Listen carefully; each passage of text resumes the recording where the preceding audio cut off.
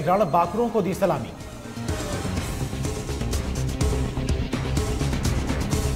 सरकार और किसानों में गतिरोध बढ़ता जा रहा है। किसानों के आंदोलन से जुड़ी याचिका पर आज सुनवाई। आज सुप्रीम कोर्ट तय करेगा आगे का फैसला। यूपी गेट पर जुटने लगे सभी जुलूसी किसान। बसा दिया गांव, जरूरत का सभी सामान किया एकत्रित। किसान आंदोलन का 21वां दिन आज। वाया हरियाणा किसान आंदोलन की धार पूर्ण करने में जुटी सरकार। किसान आंदोलन के बीच कैबिनेट की बैठक आज। गन्ना किसानों को मिल सकती है बड़ी राहत। बैठक में प्रधानमंत्री हो सकते हैं शामिल। ममता बनर्जी को बीजेपी को चुनौती। हिम्मत हो तो राष्ट्रपति शासन लगाकर दिखाए। विद्यासागर की प्रतिमा तोड़ने वाले सरकार नहीं बना सकते। सीएम योगी का प्रयागराज दौरा आज। अधिवक्ता समागम में करेंगे शिरकत। वकीलों की समस्याओं को लेकर होगी चर्चा। यूपी के शिक्षा मंत्री का बयान। केजरीवाल और सिसोदिया यहां आकर देखी सूबे के स्कूल। खुली रह जाएगी उनकी आंखें। विक्रोकांड में सीएम योगी का बड़ा एक्शन। विकास दुबे की 147 करोड़ की संपत्ति की जांच करेगा प्रवर्तन निदेशालय। एसआईटी की सिफारिश पर मिली मंजूरी। देश में बीते 24 घंटे में आए कोरोना के 22,000 मामले। 99 लाख पहुंचा कोरोना का आंकड़ा। 354 लोगों की हुई मौत। महाराष्ट्र से कोरोना को लेकर अच्छी खबर। दिन प्रतिदिन घट रही कोरोना मरीजों की संख्या। एक दिन में 2,949 नए मामले आए सामने। दिल्ली में तीसरी लहर पड़ी कमजोर। कोरोना की स्थिति में आया सुधार। मौत के आंकड़े हुए कम। दिल्ली में कोरोना के 1376 नए मामले आए सामने। 60 और मरीजों की हुई मौत। 5 महीने में सबसे कम केस आए सामने। यूपी में सुस्त हुई कोरोना की रफ्तार। एक दिन में 1229 नए केस आए सामने। 1972 मरीज हुए डिस्चार्ज। बर्फबारी से बढ़ी ठिठुरन। उत्तर भारत में और गिरेगा पारा। दिल्ली में नैनीताल देहरादून से भी ज्यादा ठंड। आज 3 डिग्री तक लुढ़कने की संभावना। शीतलहर से कांपी दिल्ली। पारा 5 डिग्री से कम। बीते मंगलवार को सीजन का सबसे ठंडा दिन। न्यूनतम तापमान 4 डिग्री सेल्सियस पहुंचा। हवा की गुणवत्ता में भी सुधार। यूपी के आगरा में डकैती की बड़ी सनसनीखेज वारदात। इंडियन ओवरसीज बैंक से 58 लाख रुपए की डकैती। 4 बदमाशों ने बैंक में घुसकर की डकैती। मुजफ्फरनगर में पुलिस और तस्करों के बीच में मुठभेड़। बदमाश के पैर में लगी गोली। सिपाही अजय तेवतिया भी घायल। रायबरेली में पुलिस की लाठियों के साथ में चला बुलडोजर। प्रशासन ने अवैध अतिक्रमण को हटाया। दुकानदारों पर सीओ सिटी ने बरसाई लाठियां। शामली में दर्दनाक सड़क हादसा। कैंटर ने बाइक सवार 3 मजदूरों को मारी टक्कर। हादसे में 3 मजदूरों की हुई मौत। हरिद्वार में कृषि बिल के पक्ष में उतरे शिक्षा मंत्री। को मेले की तैयारियों का लिया जायजा। अधिकारियों को लगाई जमकर फटकार। कुंभ मेले में श्रद्धालुओं की सुरक्षा होगी हाईटेक। सुरक्षा के लिए 5 अतिरिक्त थाने बनाने की तैयारी। थानों में अनुभवी प्रभारियों को दी जाएगी तैनाती। पूर्व मुख्यमंत्री हरीश रावत आज करेंगे उपवास। सचिवालय में प्रवेश पर लगी प्रतिबंध के खिलाफ मौन उपवास। हरिद्वार में भैरव सेना के पदाधिकारियों का जोरदार प्रदर्शन। ज्वालापुर अंसारी मार्केट में मांस की खेप मिलने से हड़कंप।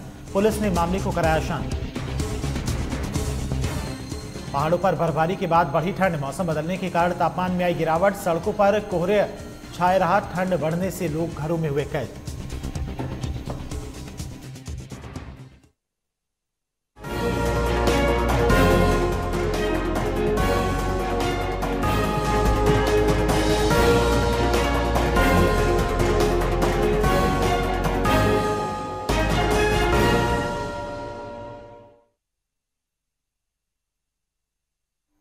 नमस्कार, स्वागत है आपका। मैं हूं आपके साथ धीरेन्द्र अवस्थी और बुलेटिन की शुरुआत करते हैं लखनऊ से आ रही बड़ी खबर से। हाथरस मामले में आज अहम सुनवाई होनी है। हाईकोर्ट की लखनऊ बेंच में आज सुनवाई होनी है और पिछली सुनवाई में स्टेटस रिपोर्ट पेश की गई थी और सीबीआई की तरफ से स्टेटस रिपोर्ट पेश की गई थी। कोर्ट ने इस मामले का स्वतः संज्ञान लिया है।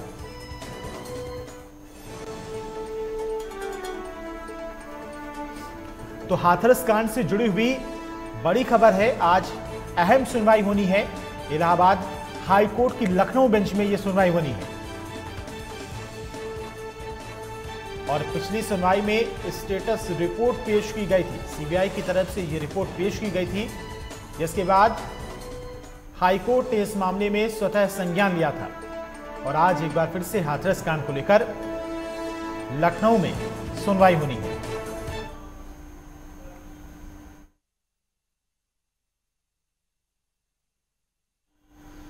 और लखनऊ से हमारे संवाददाता शिवा इसी खबर पर तमाम जानकारी के साथ में हमारे साथ जुड़ गए हैं। शिवा, आज क्या कुछ हाथरस कांड को लेकर सुनवाई हो सकती है और क्या कुछ निर्णय लखनऊ हाईकोर्ट की तरफ से इसमें लिया जा सकता है? कहां तक ये सुनवाई पहुंच चुकी है फिलहाल अभी? देखिए धीरेन्द्र, सुनवाई का ये तीसरा दौर है, चूंकि हाथरस मामले में सीबीआई पूरी तरीके से जांच कर रही है और उसकी स्टेटस रिपोर्ट जब पिछली बार सुनवाई हुई थी 25 नवंबर को, तब सीबीआई ने अपनी स्टेटस रिपोर्ट हाईकोर्ट को सौंपी थी, दिखाया था कि आखिरकार उसकी विवेचना, उसकी इन्वेस्टिगेशन कहां तक पहुंची है। आज लगभग 3:17 पर इलाहाबाद हाईकोर्ट के लखनऊ बेंच में इस पूरे मामले में सुनवाई होगी। सीबीआई के अफसर हो सकता है कि वहां पर मौजूद रहे। फिलहाल किसी भी तरीके के ऑफिसर को बुलाया नहीं गया है। जो अपर महाधिवक्ता से हमारी बात हुई, उन्होंने कहा किसी भी डीएम को या तत्कालीन एसपी को, किसी भी तरीके के अफसर को वहां पर तलब होने के लिए नहीं कहा गया है। कोर्ट अपना निर्णय सुना सकती है, लेकिन ये सबसे बड़ी बात है कि सीबीआई इस पूरे मामले में जांच कर रही है और कोर्ट इस बात को लेकर के नाराज है प्रदेश सरकार से कि उन्होंने उस वक्त जो परिस्थितियां थी, उस परिस्थितियों को देखते हुए वहां के तत्कालीन एसपी को हटा दिया था, लेकिन वहां के डीएम को नहीं हटाया था। इस बात को लेकर के नाराजगी थी और ये कहा जा सकता है कि आज भी इसी बात को लेकर के चर्चा का विषय हो सकता है कि वहां के जो डीएम है वो अभी तक हटाए नहीं गए हैं। और इतना बड़ा लूपहोल हुआ था कि प्रदेश सरकार की किरकिरी हुई थी हाथरस में बेटी की मौत के बाद, जो उनके शव को जलाया गया था, जो नियमों को दरकिनार करके। तो आज 3:17 पर लगभग सुनवाई शुरू होगी और सुनवाई में क्या कुछ सामने आएगा ये उसके बाद ही क्लियर हो पाएगा। शिवा, पीड़ित परिवार की तरफ से भी इस सुनवाई में किसी को बुलाया गया है क्या? देखिए, पीड़ित परिवार आज लखनऊ नहीं आएगा। पिछली सुनवाई में वो लखनऊ आया था, लेकिन इस बार वो हाथरस स्थित अपने घर पे ही रहेगा, जहां सीआरपीएफ उस पूरे परिवार की सुरक्षा में लगी हुई है। तो परिवार की तरफ से तो कोई नहीं, लेकिन ये कहा जा सकता है कि सरकार की तरफ से कोई महाधिवक्ता या अपर महाधिवक्ता पेश हो सकते हैं, क्योंकि सरकार के खिलाफ कोर्ट पहले भी नाराजगी जता चुकी है। और सही बात ये कही जाए कि डीएम को लेकर के तमाम तरीके की बातें न सिर्फ सोशल मीडिया बल्कि राजनीतिक कई पार्टियों ने भी विरोध किया था कि जब उस वक्त तत्कालीन एसपी को हटा दिया गया, उनकी गलती मानी गई, तो फिर डीएम को क्यों नहीं हटाया गया? क्योंकि तत्कालीन एसपी ने जब अपना हलफनामा दाखिल किया था तो उन्होंने कहा था कि जो शव के जलाने की प्रक्रिया है वो उनके फैसले से नहीं हुई थी, वो जिलाधिकारी के फैसले पर हुई थी। तो कोर्ट ने इस बात पर नाराजगी जताई थी कि जब हलफनामे में ही यही लिखा हुआ है तो डीएम को उस वक्त क्यों नहीं हटाया गया, क्योंकि सीबीआई की जांच के दायरे में डीएम भी आ सकते हैं। तो सरकार की तरफ से कोई ना कोई वहां पर कोर्ट रूम के अंदर मौजूद रह सकता है और सरकार के ऊपर जिस तरीके के सवाल अगर खड़े होंगे तो वो उसको कैरी ओवर करके सरकार के पास तक पहुंचाया जाएगा कि कोर्ट आखिरकार नाराज है तो किस फैसले पर नाराज है। जी शिवा, तमाम सारी जानकारी के लिए आपका बहुत बहुत शुक्रिया। बढ़ते आगे, कृषि कानून को लेकर किसानों और केंद्र सरकार में गतिरोध जारी है। किसान जहां अपनी मांगों पर अड़े हैं तो वहीं सरकार भी साफ कह चुकी है कि कानून किसी भी कीमत पर वापस नहीं होगा। दिल्ली बॉर्डर पर 20 दिनों से डेरा डाले किसान और सरकार की इस जंग में आज का दिन अहम हो सकता है, क्योंकि बॉर्डर पर किसान टिकेंगे या उन्हें कहीं और भेजा जाएगा, इस पर सुप्रीम कोर्ट अपना फैसला सुनाएगा। दरअसल कृषि कानून के विरोध में दिल्ली बॉर्डर पर हो रहे किसानों के आंदोलन को लेकर सुप्रीम कोर्ट में याचिका दायर की गई। कोर्ट आज मामले की सुनवाई करेगा। Chief justice एस.ए. Bobde, justice एस.ए. Bopanna और जस्टिस वी राम सुब्रमण्यम की बेंच सुनवाई करेगी। सुप्रीम कोर्ट में किसान आंदोलन से जुड़ी अब तक की 3 याचिकाएं दाखिल की गई हैं और याचिका में दिल्ली बॉर्डर से किसानों को हटाने की मांग की गई है। कहा गया है कि लोगों के इकट्ठा होने से कोरोना के संक्रमण का भी खतरा बढ़ेगा। याचिका में आगे कहा गया कि लोगों को हटाना आवश्यक है, क्योंकि इससे सड़कें ब्लॉक हो रही हैं, इमरजेंसी और मेडिकल सेवाएं भी बाधित हो रही हैं। किसानों से जुड़ी एक और याचिका पर सुप्रीम कोर्ट में सुनवाई हुई। अर्जी में कहा गया कि सुप्रीम कोर्ट केंद्र सरकार को किसानों की मांग पर विचार करने का निर्देश दे। याचिका में एनएचआरसी से किसानों पर हमले के संबंध में मानवाधिकार उल्लंघन से जुड़ी जांच रिपोर्ट सौंपने का निर्देश दिया गया है।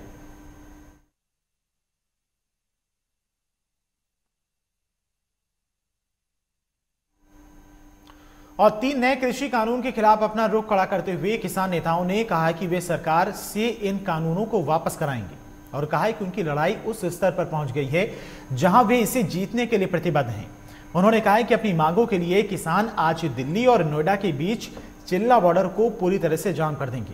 सिंधु बॉर्डर पर संवाददाता सम्मेलन को संबोधित करते हुए किसान नेता ने कहा कि सरकार कह रही है कि वो इन कानूनों को वापस नहीं लेगी, लेकिन हम कह रहे हैं कि हम आपसे ऐसा करवाएंगे। हम बातचीत से नहीं भाग रहे हैं, लेकिन सरकार को हमारी मांगों पर ध्यान देना होगा और ठोस प्रस्ताव के साथ ही आना होगा। लोगों से आह्वान किया है कि 20 दिसंबर को उन किसानों को श्रद्धांजलि दे जिन्होंने प्रदर्शन के दौरान अपनी जान गंवाई है। 20 दिसंबर को सुबह 11 बजे से दोपहर 1 बजे तक देश के सभी गांवों और तहसील मुख्यालयों में श्रद्धांजलि दिवस का आयोजन किया जाएगा।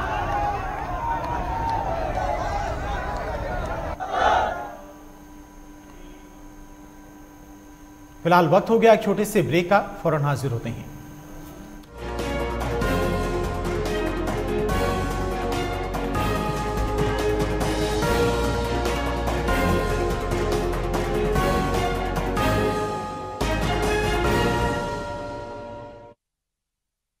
आपकी आवाज, आपकी ताकत, आपका अपना न्यूज चैनल लाइव टुडे अब उपलब्ध है ZEE5 पर। बॉलीवुड की हर खबर, फिल्मी सितारों का सफर, कंट्रोवर्सी से लेकर गॉसिप तक, लिंकअप से लेकर ब्रेकअप तक, देखिए हर हलचल बॉली तड़का में हर रोज दोपहर 12:30 बजे सिर्फ लाइव टुडे पर।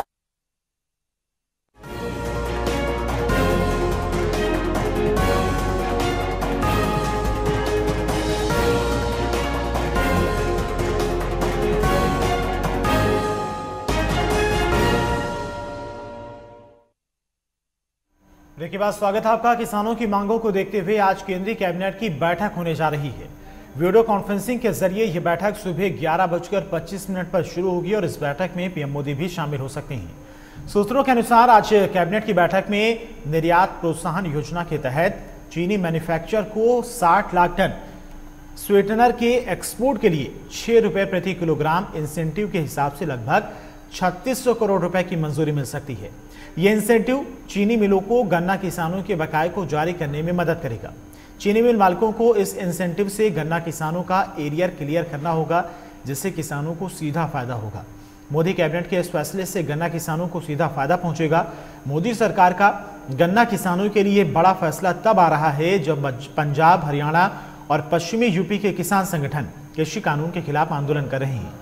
कैबिनेट के इस फैसले से मोदी सरकार संदेश देगी कि उनकी सरकार की प्राथमिकता में सबसे पहले किसान हैं।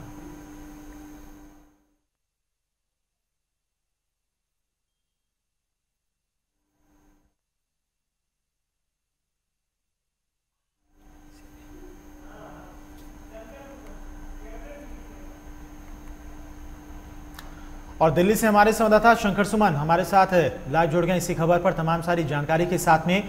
शंकर, एक तरफ किसानों की तरफ से आंदोलन किया जा रहा है कृषि कानून को लेकर, और दूसरी तरफ आज कैबिनेट की अहम बैठक होनी है जिसमें जो गन्ना किसान है और जो चीनी मिल है उन लोगों को राहत देने की घोषणा हो सकती है। देखिए धीरेन, तो कहीं न कहीं प्रधानमंत्री जो मोदी हैं प्रत्यक्ष तौर पे जो है किसानों को बार बार ये मैसेज संदेश देने की कोशिश कर रहे हैं कि भारत सरकार यानी कि मोदी सरकार जो है वो किसानों के साथ है, किसानों के खिलाफ और किसानों के विरोध में नहीं है। तो ये जिस तरह से विपक्ष का लगातार आरोप लगता रहा है कि मोदी सरकार जो है किसानों के विरोध में काम करती है, तो उसको जवाब देने का लगातार है प्रधानमंत्री मोदी प्रयास कर रहे हैं। क्योंकि कल हमने देखा कि गुजरात के कच्छ जिले में जो किसानों के साथ उन्होंने मुलाकात की है, तो वहां से भी उन्होंने, क्योंकि खासकर जो कच्छ में किसानों से मुलाकात की थी प्रधानमंत्री मोदी ने, तो वहां जो किसान थे वो ज्यादा बहुतायत संख्या में वो सिख समुदाय से थे, यानी कि सरदार लोग थे जो वहां पे उस पर्टिकुलर एरिया में रह रहे हैं और किसानी जो काम है वो करते हैं। तो वहां से उन्होंने एक तरह से इस आंदोलन में जो शामिल किसान हैं उनको मैसेज देने की कोशिश की है। आज देखें तो जिस तरह से कैबिनेट बुलाई गई है, तो जरूर है कि प्रत्यक्ष तौर पे है, इसमें गन्ना किसानों को लेकर है या चीनी मिल जो है तो अगर चीनी मिलों को राहत मिलती है तो जाहिर सी बात है ये इसमें जो गन्ना पहुंचाने वाले हैं सब किसान ही हैं। यानी कि किसी न किसी तरीके से प्रधानमंत्री मोदी ये कोशिश कर रहे हैं, किसानों को संदेश देने की कोशिश कर रहे हैं कि सरकार जो है किसानों के हित के लिए काम कर रही है। और आज उम्मीद जताई जा रही है कि जिस तरह से कैबिनेट की बैठक बुलाई गई है, करीब 10:30-11 बजे ये बैठक होगी, वर्चुअल बैठक होगी, तो इसमें निश्चित तौर पे है उम्मीद लगाई जा रही है कि इस संकट कह सकते हैं कि जिस तरह से लगातार 21 दिनों से किसान जो है इस कड़कड़ाती ठंड में अपने आंदोलन को जारी रख हुए हैं, तो शायद इस मसले पे भी कैबिनेट जो है विचार करेगा, मंथन करेगा और उम्मीद रखें कि कुछ रास्ता इससे निकल सकता है। धीरज शंकर, तमाम सारी जानकारी के लिए आपका बहुत बहुत शुक्रिया। और प्रधानमंत्री नरेंद्र मोदी वर्ष 1971 के भारत पाकिस्तान युद्ध के 50 साल पूरे होने के अवसर पर आज राजधानी दिल्ली स्थित राष्ट्रीय समर स्मारक की अमर ज्योति से स्वर्णिम विजय मशाल प्रज्वलित किया। साथ ही उन्होंने शहीद जवानों को श्रद्धांजलि दी है और इस दौरान उनके साथ रक्षा मंत्री राजनाथ सिंह भी मौजूद रहे। राष्ट्रीय समर स्मारक पर लगातार जलती रहने वाली ज्योति से 4 विजय मशाल प्रज्वलित की गई और उन्हें 1971 के युद्ध के परमवीर चक्र और महावीर चक्र विजेताओं को गांवों सहित देश के विभिन्न भागों में ले जाया जाएगा। बयान के अनुसार इन विजेताओं के गांवों के साथ साथ 1971 के युद्ध स्थलों की मिट्टी को नई दिल्ली के राष्ट्रीय युद्ध स्मारक में लाया जाएगा। गौरतलब है कि 16 दिसंबर को भारत में विजय दिवस के रूप में मनाया जाता है और इसी दिन पाकिस्तान के खिलाफ 1971 में भारत को जीत मिली थी और एक देश के रूप में बांग्लादेश अस्तित्व में आया था।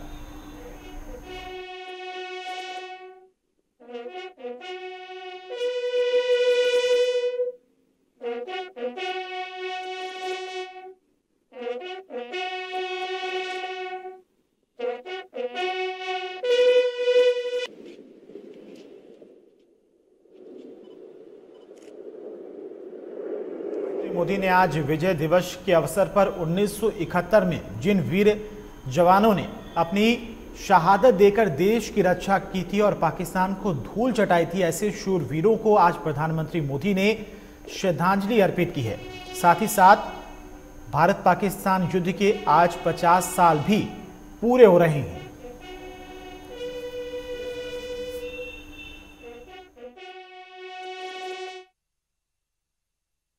हमारे संवाददाता शंकर सुमन एक बार फिर से हमारे साथ फोन लाइन पर जुड़ गए हैं। शंकर, आज भारत पाकिस्तान के 1971 वाले युद्ध के 50 साल पूरे हो गए और इस जीत के अवसर को भारत जो है विजय दिवस के रूप में मनाती है। प्रधानमंत्री मोदी ने आज उन्हीं तमाम वीर जवानों को याद कर उन्हें श्रद्धांजलि अर्पित की है। बिल्कुल धीरेन्द्र, देखिए कि ये भारतीय सेना के लिए ये जबरदस्त शौर्य की ही ये निशानी के तौर पे हम लोग विजय दिवस मनाते हैं। और जिस तरह से अदम्य साहस का परिचय दिया है भारतीय सेना ने, भले ही उसके 50 साल हुए हैं लेकिन उस गौरव गाथा को आज भी हम उसी अंदाज में देखते हैं और मनाते हैं विजय दिवस के रूप में। तो निश्चित तौर पे है वहाँ पे आज 50 साल पूरे हुए हैं। देश के प्रधानमंत्री मोदी जी ने वहाँ पे जाके न सिर्फ नमन किया है बल्कि उन जवानों को श्रद्धांजलि भी दी है जिनकी वजह से ये जो विजय हमें इतनी बड़ी विजय हासिल हुई थी, भले ही इसके 50 साल पूरे हो गए हैं। तो आज सुबह सुबह ही वहाँ पे काफी गहमागहमी देखने के लिए सेना तीनों जो सेना के अंग है उनके प्रमुख भी वहाँ पे पहुंचे और उसके बाद प्रधानमंत्री मोदी वहाँ पहुंचकर उन्हें श्रद्धांजलि भी दी है। और इस गौरव क्षण को याद किया गया, पूरा देश आज याद कर रहा है जिस तरह से हमें पाकिस्तान के खिलाफ 1971 में इतनी बड़ी जीत हासिल हुई है। तो निश्चित तौर पे है गौरव का दिन ये है और पूरे देशवासी को अपने सेना के सौर पे लगातार जो है अभिमान रहा है और जिस तरह से समय समय पे सेना ने अपने पराक्रम को दिखाया है तो निश्चित तौर पे हमारे लिए विजय दिवस और भी महत्वपूर्ण हो जाता है। धीरेन्द्र जी, शंकर, तमाम जानकारी के लिए आपका बहुत बहुत शुक्रिया। और लखनऊ से बड़ी अपडेट है, सीएम योगी का आज प्रयागराज दौरा है और 11:30 बजे केपी ग्राउंड प्रयागराज पहुंच जाएंगे मुख्यमंत्री योगी आदित्यनाथ। तो बड़ी अपडेट है लखनऊ से, सीएम योगी आदित्यनाथ आज प्रयागराज के दौरे पर रहने वाले हैं और 11:30 बजे केपी ग्राउंड पहुंच जाएंगे सीएम योगी आदित्यनाथ। तो आज प्रयागराज के दौरे पर रहने वाले हैं मुख्यमंत्री योगी आदित्यनाथ। वहां पर पहुंचकर वो अधिवक्ताओं के समागम में भी शामिल होंगे। 12:30 बजे और 1:30 बजे से 3 बजे तक पार्टी का कार्यक्रम है, उसमें शामिल रहेंगे। सांसद विधायक पार्टी पदाधिकारियों के साथ में उनकी बैठक भी होगी। तो काफी अहम दौरा माना जा रहा है ये प्रयागराज का। 3 से 4 बजे तक माघ मेला को लेकर अधिकारियों के साथ में बैठक करेंगे।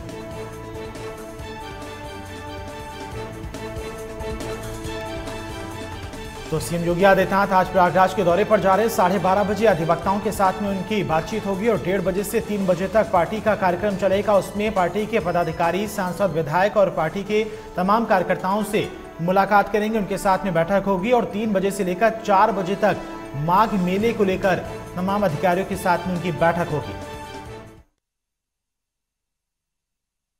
प्रयागराज से हमारे संवाददाता सैयद आकिब रजा हमारे साथ फोन लाइन पर जुड़ गए हैं। सैयद, आज मुख्यमंत्री योगी आदित्यनाथ प्रयागराज के दौरे पर हैं। काफी महत्वपूर्ण ये दौरा है क्योंकि आज एक अधिवक्ताओं के समागम में भी शामिल होने वाले हैं। साथ ही साथ प्रयागराज में इस वक्त माघ का मेला भी चल रहा है, तो उसको लेकर भी वो अधिकारियों के साथ में बैठक करने वाले हैं।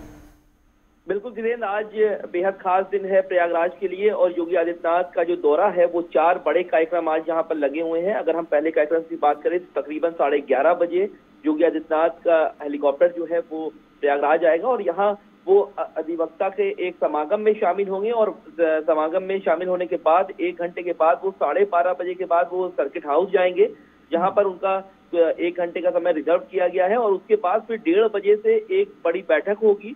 वो सांसदों के साथ, विधायकों के साथ, अपने जो और नेता हैं उनके साथ वो बैठक करेंगे और उसके बाद फिर 1 घंटे की बैठक फिर सर्किट हाउस पर होगी और वो होगी माघ मेले की तैयारियों को लेकर के होगी। साधु संत भी उसमें आएंगे उस बैठक में और उसमें अधिकारीगण भी जो है वो प्रशासन के लोग वहां पर रहेंगे कि आखिर किस तरीके की जो तैयारियां हैं वो प्रयागराज में चल रही है। उसके बाद सीधे वो पुलिस लाइन की तरफ जाएंगे और वहां पर वो स्मार्ट सिटी प्रोजेक्ट के तहत वो कई चीजों का वो अनावरण भी करेंगे। तो ऐसे में तकरीबन 5.5 घंटा वो प्रयागराज में रहेंगे और उसके बाद तकरीबन 4:45 बजे के आसपास वो यहाँ से जाएंगे। लेकिन धीरेन्द्र, एक चीज और बता सकते हैं कि अभी प्रयागराज के मौसम में थोड़ी रात से लगातार बारिश हो रही है और जहाँ पर कार्यक्रम स्थल है वहां पर भी पानी भरा हुआ है और मौसम भी इस समय बदली वाला है। तो क्या ये भी लगाए जा रहे हैं कि क्या पता जो दौरा है वो डिले हो सके या फिर कुछ घंटों के बाद वो ऊपर आए, क्योंकि इस समय जो विजिबिलिटी है वो बहुत ज्यादा हाई नहीं है। तो कार्यक्रम तो फिलहाल अभी तक तो रद्द नहीं हुआ है, लेकिन जिस तरीके से मौसम में बदली छाई है वो कयास लगाए जा रहे हैं कि क्या पता रद्द भी हो सकता है। तो बहरहाल 1 दिन का दिवसीय दौरा है मुख्यमंत्री का यहाँ पर और तैयारियां पूरी तकरीबन कर ली गई। सैयद, तमाम जो पार्टी के सांसद, विधायक हैं और जो पार्टी के कार्यकर्ता हैं उनके साथ में भी उनकी काफी अहम बैठक होने वाली है। क्या कुछ इस बैठक में होने वाला है, थोड़ा बताएंगे आप? बिल्कुल धीरेन्द्र, यहाँ पर जो बैठक होगी, कोविड काल चल रहा है और किस तरीके से सांसद विधायक अपने अपने क्षेत्रों में गए हैं, किस तरीके से वहां पर उन लोगों ने आम जनता की मदद की है या उनकी समस्याओं को सुना है, ये कुछ आदेश भी देंगे, कुछ निर्देश भी देंगे और कुछ चीजें उनसे भी जानने की कोशिश करेंगे। क्योंकि जब से कोविड काल चल रहा है, अगर हम बात करें तो मुख्यमंत्री का दौरा ये काफी दिनों के बाद हुआ है और तकरीबन 1.5 घंटे की ये बैठक है। तो 1.5 घंटे में आप ये समझ सकते हैं कि आखिर किस तरीके से वहां पर वो बात करेंगे और क्या वो समझाएंगे।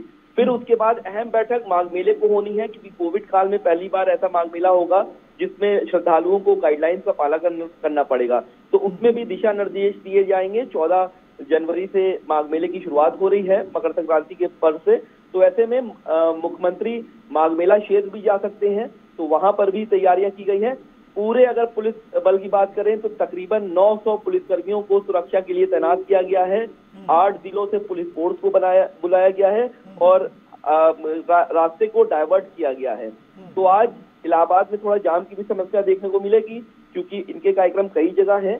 ऐसे में आज दिन भर मुख्यमंत्री रहेंगे प्रयागराज में, तो दिलचस्प होगा कि क्या नई सौगात देते हैं और क्या नया दिशा निर्देश देते हैं। जी सैयद, तमाम जानकारी के लिए आपका बहुत बहुत शुक्रिया।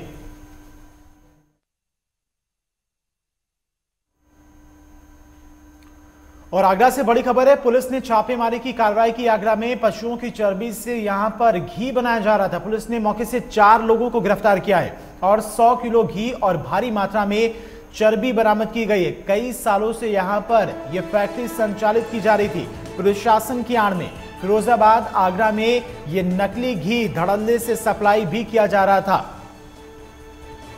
तो बड़ी खबर है आगरा से, पुलिस ने छापेमार की कार्रवाई की है और पशुओं की चर्बी से जो नकली घी बनाया जा रहा था कई सालों से पिछले, उसको पकड़ा है और मौके से 4 लोगों को गिरफ्तार भी किया है। बताया जा रहा है कि 100 किलो घी और भारी मात्रा में चर्बी बरामद की गई है और यह फैक्ट्री कई सालों से संचालित की जा रही थी प्रशासन की आड़ में। फिरोजाबाद और आगरा में यह घी तैयार करके सप्लाई भी किया जाता था।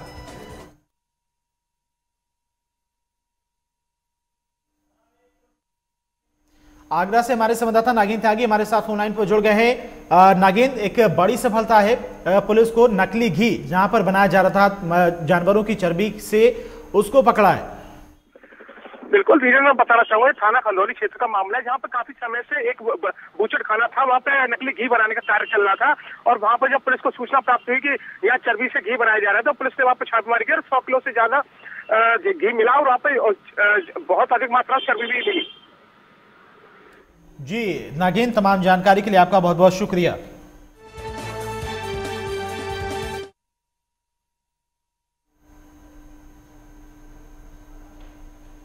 और फिलहाल के लिए नई खबरों के साथ में इस बुलेटिन में इतना ही। देखते रहिए लाइव टुडे। नमस्कार।